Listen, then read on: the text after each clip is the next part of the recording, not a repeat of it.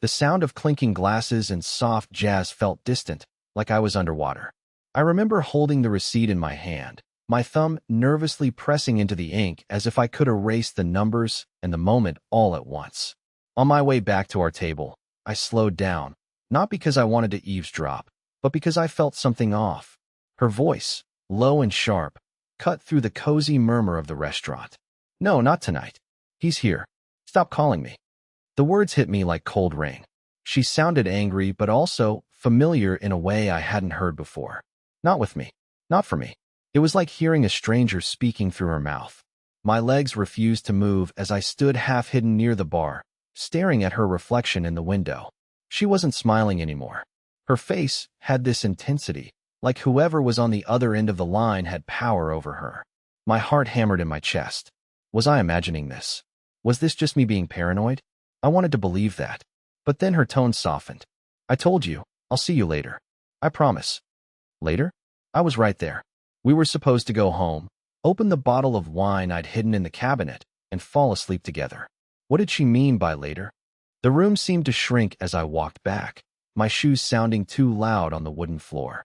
She noticed me this time and quickly ended the call, shoving her phone into her purse as if it had burned her hand. "You okay?" she asked with that effortless calm, the same calm she used whenever she wanted me to stop asking questions. "Yeah." I lied, sitting down and forcing a smile so fake it hurt my cheeks. I couldn't taste the dessert anymore. I couldn't even look at her without imagining that phone screen lighting up with someone else's name. I felt like the entire restaurant was watching me.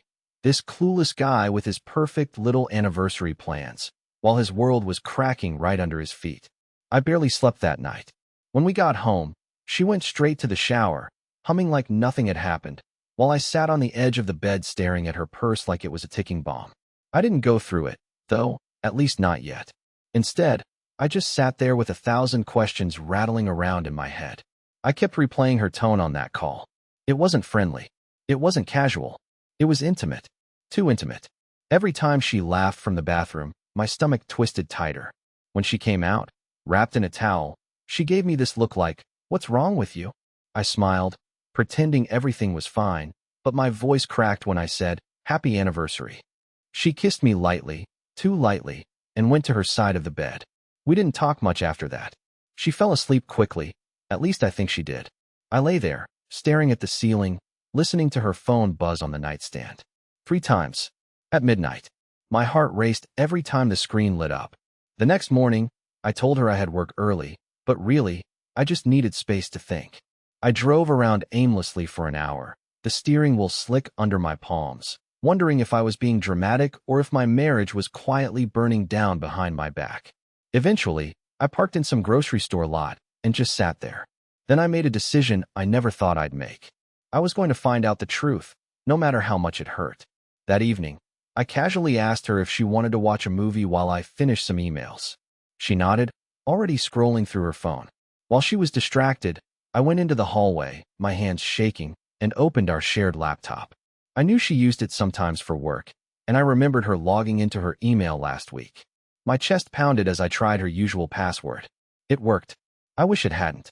The first thing I saw was a folder with the subject line, "For Us Read Hard," in her inbox. My hands hovered over the trackpad. I clicked it. My breath caught in my throat. There were messages, dozens of them, sent late at night, early in the morning, even while I was at work. They weren't from me. They were from someone named E. I don't even know who he is, but I could tell from the first line of the first email that he wasn't just some friend. "Last night was perfect. I can't stop thinking about your laugh." My blood ran cold. I read on, even though every word felt like a knife twisting deeper. "I hate when you have to be with him. Soon, it'll just be us." My vision blurred with anger, but beneath it was this crushing sadness, the kind that made me feel small, pathetic, like a ghost in my own marriage.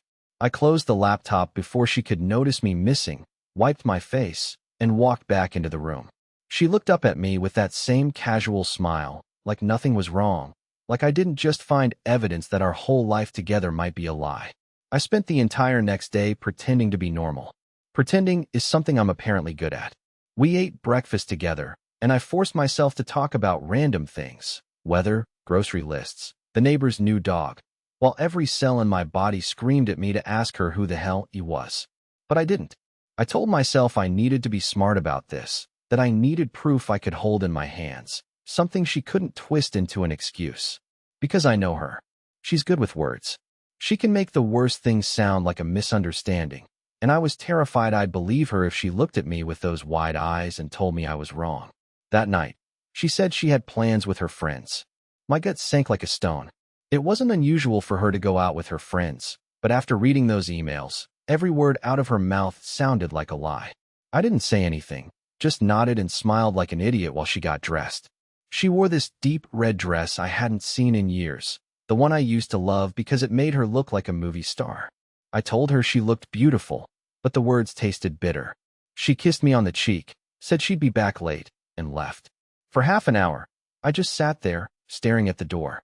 Then something inside me snapped. I grabbed my jacket, jumped in the car, and started driving, no plan in my head except one. I needed to know where she was going. I felt like a criminal as I trailed her, keeping just enough distance so she wouldn't notice me. My hands gripped the wheel so tight that my knuckles turned white. Every red light felt like torture, every turn of her car like a clue I was about to uncover. She didn't go to her friend's place. She didn't even head toward the part of town where her friends lived. Instead, she pulled into the parking lot of some trendy rooftop bar I'd never heard of. I parked a few blocks away and walked, my heart thudding like a drum in my ears. When I got close, I saw her. She wasn't alone. A man was waiting near the entrance, leaning casually against the wall like he owned the night. He was tall, sharp-dressed, the kind of guy who looks like he walked straight out of an expensive cologne commercial. She smiled when she saw him. Not the polite smile she gives strangers, but the kind of smile she used to save for me, the one that made my chest ache because I remembered what it felt like to be the only person in her world. I felt sick. I stood across the street, hidden in the shadows, watching them talk, laugh, and then, God help me, they hugged. It wasn't a friendly hug. It was the kind of hug that lingers, the kind that says everything words don't have to. I wanted to storm across the street, yell, demand answers, but I couldn't move. My legs felt like they were cemented to the ground. Instead, I pulled out my phone and snapped a picture. My hands were shaking so badly that it came out blurry, but it didn't matter. It was enough. I went home that night before she even noticed I was gone. I sat in the dark living room for hours, staring at the picture on my phone, feeling like my entire life was a cruel joke. When she finally came back, smelling like perfume and laughter that wasn't mine, she didn't notice I was awake. She slipped off her heels, checked her phone one last time, and slid into bed next to me. I lay there, eyes open, feeling like a ghost next to her warm, breathing body. I didn't confront her right away. I thought I would, but when the morning came, I found myself doing the same thing I always do, smiling like an idiot, acting like everything was fine. We sat at the kitchen table, drinking coffee, the silence between us loud enough to crush me. She scrolled through her phone while I stared at her hands. Those hands I used to think I'd hold forever. Were they holding him last night? Were they wrapped around his neck the way they used to cling to me? My stomach churned at the thought. Every time she glanced up and smiled, I wanted to scream, but I didn't. I just smiled back, because I'm weak. After she left for work, I stared at that blurry photo I'd taken the night before. I zoomed in until the pixels bled into each other, my hands trembling. It didn't matter that it was blurry. I saw the way she looked at him. I saw enough. I told myself that tonight I'd confront her, that I wouldn't chicken out again. But as the hours passed, my mind started spinning with what-ifs. What if I was overreacting?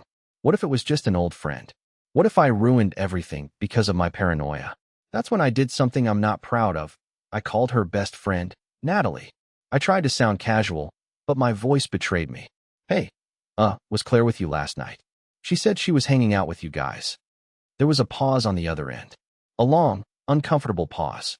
Then Natalie said, "Oh yeah, she was with us." Her tone was wrong. It sounded forced, shaky, like she was scrambling to remember a script. My chest tightened. Natalie is terrible at lying. Always has been. I knew in that moment that my gut was right, and that whatever Claire was doing, Natalie was covering for her. By the time Claire got home, I was a mess. I'd spent the entire day pacing the living room, rehearsing what I'd say. When I heard the key in the door, my heart pounded so hard I thought I'd pass out. She walked in like nothing had happened, kissed my cheek, and said, "You okay? You look pale." And that was it. The dam broke. I slammed my phone on the table, the blurry photo still on the screen. "Who is he?" I asked, my voice shaking. She blinked at me, confused, or at least pretending to be. "What?" I shoved the phone toward her. "Don't play dumb, Claire. I saw you last night. The guy at the bar. Who is he?" Her face went pale, the smile slipping like a mask melting off. For a moment, she said nothing. Then she laughed, this bitter, hollow laugh that cut me deeper than anything. "You followed me," she said. "Are you serious, Leonard? Do you have any idea how insane that is?" I felt my face burn. "Don't turn this on me. You lied about where you were going. You said you were with Natalie." "I called her, Claire. I called. She lied for you." I was yelling now, something I never do. My voice cracked, but I didn't care. I needed her to understand how much she'd broken me. She stared at me, her jaw tight, eyes cold. "I didn't want to hurt you," she said finally. "But maybe we should stop pretending everything is fine." Those words hit me harder than any confession could. She didn't deny it. She didn't fight for us. It was like she'd already made her decision, and I was just too slow to catch up. I stood there, trembling, feeling like the ground had been ripped out from under me. I thought this was the worst moment of my life. I thought nothing could hurt more than hearing those words. I was wrong. I hadn't even scratched the surface of what was coming next. That night felt like the longest of my life. After Claire dropped that bomb, maybe we should stop pretending everything is fine.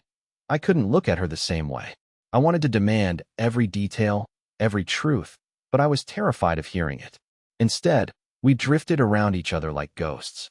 She went into the bedroom. I stayed on the couch. I stared at the dark TV screen for what felt like hours, my mind chewing on every moment of the past few years, trying to pinpoint the exact second she stopped loving me. Or maybe she never did, and I was just too blind to see it. Eventually, I heard her phone buzz on the coffee table. I don't even know what made me do it. Maybe desperation, maybe stupidity, but I grabbed it. She never used to have a passcode, but now she did. That felt like confirmation of everything. It didn't take long for me to guess the code, though. I knew her too well. The screen unlocked, and my heart thudded like it wanted out of my chest. I scrolled through her messages with shaking hands, each one worse than the last. There were texts from him, the guy from the bar, I'm sure of it. His name wasn't E like in the emails. It was Evan. My stomach turned as I read the words. "I miss your scent. Last night was electric. I wish you didn't have to sneak away." Every line felt like a bullet, but then I saw something that made me freeze. A message from just a few days ago. "He's starting to suspect. Be careful. Don't let him find out about the other thing." The other thing? My breath caught in my throat. What the hell did that mean? This wasn't just an affair. There was something else, something bigger, something they didn't want me to find out. My hands were shaking so hard, I almost dropped the phone. I locked the screen and put it back exactly where it was, my head spinning. The next day, I couldn't sit still. I needed answers, but I couldn't just ask her, not when she was already on guard. So, I did something I never thought I'd do. I went digging for real. I called out of work, grabbed my car keys, and drove back to that rooftop bar where I saw her with him. I didn't know what I was looking for. Maybe I hoped I'd see him there again. Maybe I wanted to confront him, even though I had no idea what I'd say. But when I got there, it was empty, just a regular bar preparing for the evening crowd. On my way back to the car, I noticed something odd. A dark blue sedan parked across the street. A guy was sitting inside, watching the bar with sunglasses on even though it was cloudy. I don't know why, but I slowed down, trying not to look suspicious. And then it hit me. I'd seen that car before. It had been parked a block away from our house a few times in the last month. I never thought much about it. Until now. For a second, I thought about knocking on his window, demanding to know who he was and why he seemed to be following us. But something in my gut told me not to. Instead, I got into my own car and drove off, checking the rearview mirror every few seconds. The blue sedan didn't follow me, but that didn't make me feel any better. If anything, it made everything worse. When I got home, Claire wasn't there. Her car was gone, and her phone, at least the one I'd checked, wasn't on the table anymore. I sat in the living room, my hands gripping my knees, waiting, listening to every sound outside. I felt like I was in a movie where the plot was about to take a turn I couldn't predict. And I was right. She came home hours later, looking rattled. Her hair was messy, her eyes were red, like she'd been crying. She didn't even notice I was watching her as she threw her purse onto the chair and went straight into the kitchen. "Where were you?" I asked, trying to sound casual, but my voice shook. She didn't answer. She just stared at me with this strange, almost panicked expression. Then she said something that made my blood run cold. "Leonard, we need to talk." "But not here." When Claire said, "Not here," my stomach twisted into a knot. The way she looked at me, her eyes darting toward the windows like someone might be listening, made the hairs on my neck stand up. I didn't know whether to scream at her, demand the truth right then and there, or just grab my keys and leave. But instead, I nodded, because that's what I always do.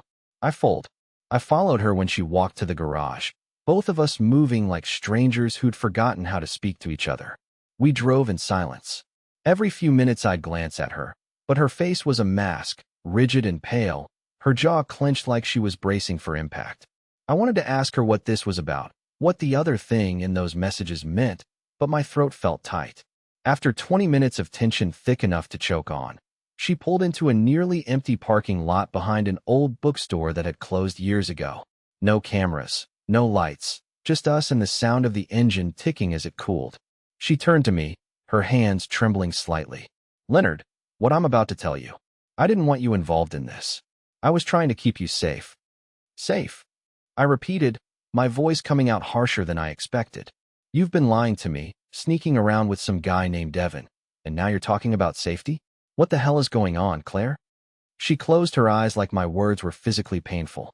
"It's not what you think," she said, which, of course, is exactly what people say when it's worse than you think. "Yes, Evan and I, we're connected, but it's not an affair. It's complicated." Complicated. I nearly laughed, but it came out broken and hollow. "I saw the texts. I saw you with him. What do you call that if not cheating?" Her eyes filled with tears, but she didn't look away. "Evan isn't. He's not just some guy. He's someone I owe a debt to. Someone who's helping me fix something I can't explain yet." That made no sense. A debt? What does that even mean? Are you in some kind of trouble? She hesitated. Her fingers dug into the steering wheel like she needed something solid to hold on to. "Leonard, I got involved in something months ago, something stupid, something dangerous. Evan, he's part of it. He's been trying to protect me, but now it's too big.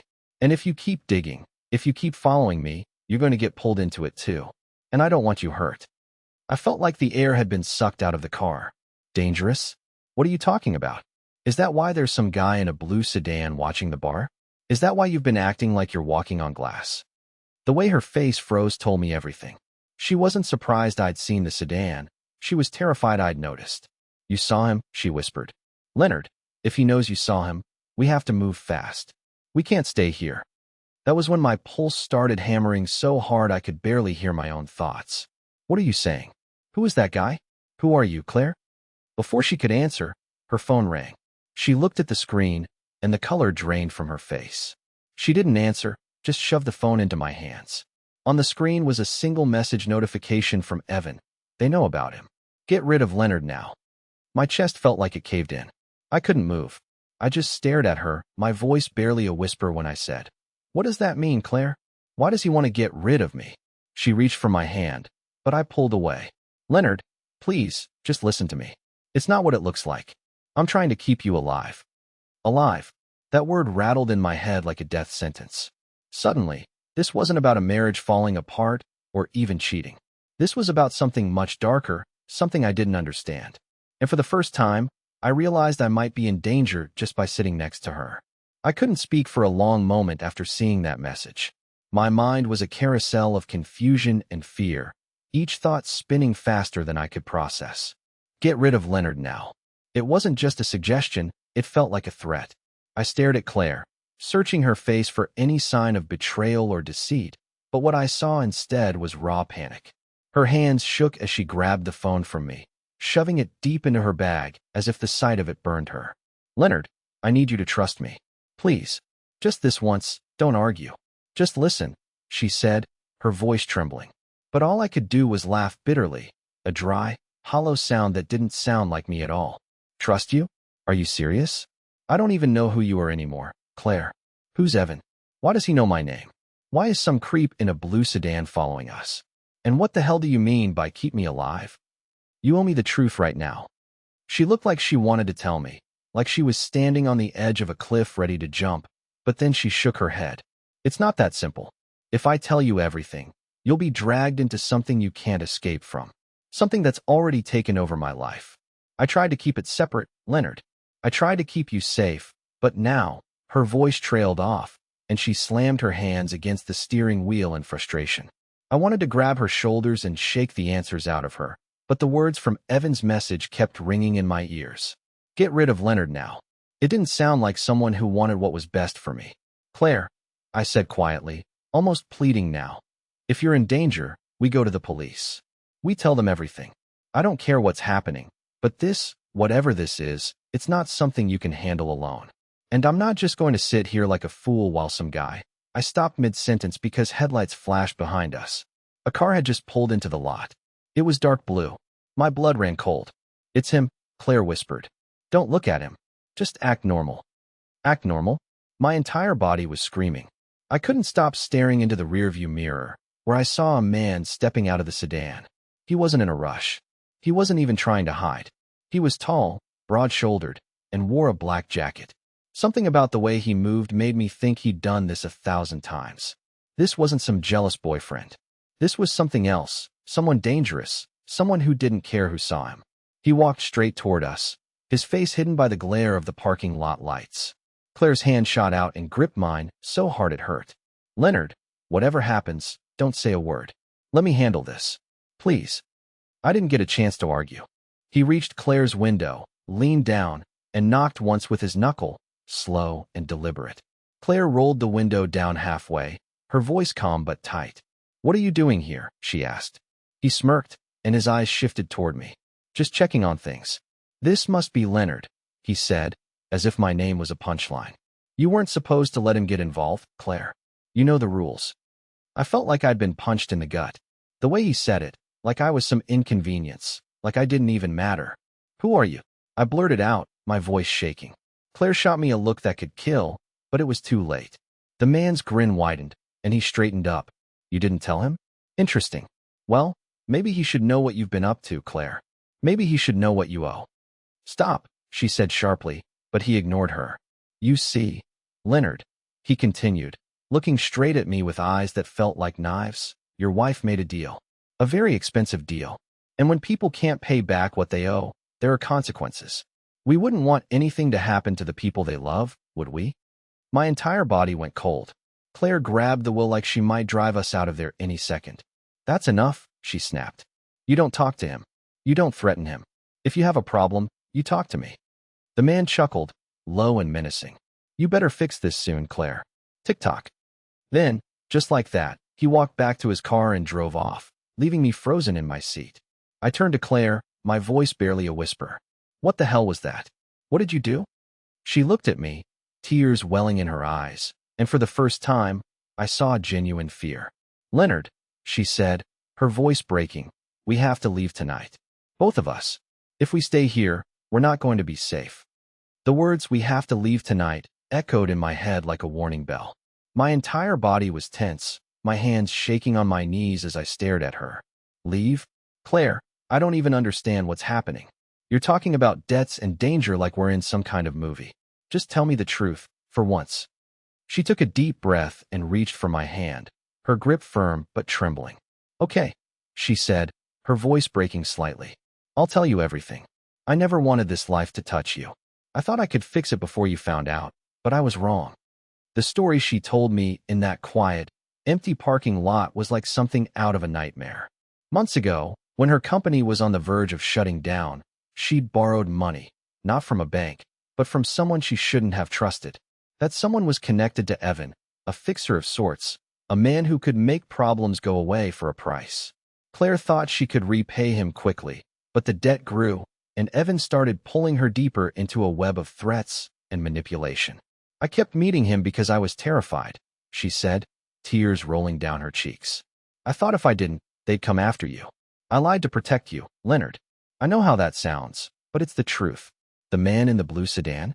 He's not just watching me, he's watching us. Something in me shifted when she said that. For months, I'd been angry, humiliated, broken, but now all I could feel was this overwhelming need to protect her. I realized I'd been so caught up in thinking she betrayed me that I never once considered she might have been fighting to keep me safe. Why didn't you tell me sooner? I whispered. Because you deserve better than this, she said softly. You deserve a normal life, not one where you have to look over your shoulder. I thought I could carry this alone. I was wrong. We sat there for a long time, both of us quiet, until something inside me hardened. We're not running, I said finally. Not tonight, not ever. If Evan thinks he can threaten us, he's wrong. We're going to the police. We'll tell them everything. You don't have to do this alone anymore, Claire. I don't care how messy it gets. I'm with you. She stared at me like she didn't recognize me, like she'd forgotten I could still be the man who'd promised to stand by her no matter what. Slowly, she nodded, and for the first time in months, I saw relief in her eyes. That night, we went home, packed what we needed, and drove straight to the police station. We handed over everything. The messages, the emails, the photos. It wasn't easy. The officers told us there'd be a long investigation, that we'd need to stay cautious, but they promised to keep us safe. Weeks passed. The man in the blue sedan stopped showing up. Evan vanished like a ghost who knew his game was over. Claire and I went to counseling, and we started talking again, really talking. It wasn't perfect, but I realized something important. Love isn't just about surviving the easy days. It's about standing together when the world feels like it's falling apart. On our next anniversary, there were no rooftop bars, no hidden messages, no lies. Just the two of us, sitting on the porch of our home, eating takeout and laughing like idiots. For the first time in what felt like forever, I wasn't looking for cracks in her smile. I wasn't waiting for the other shoe to drop. We'd been to hell and back, but we made it. And maybe, just maybe, that's what made our love real.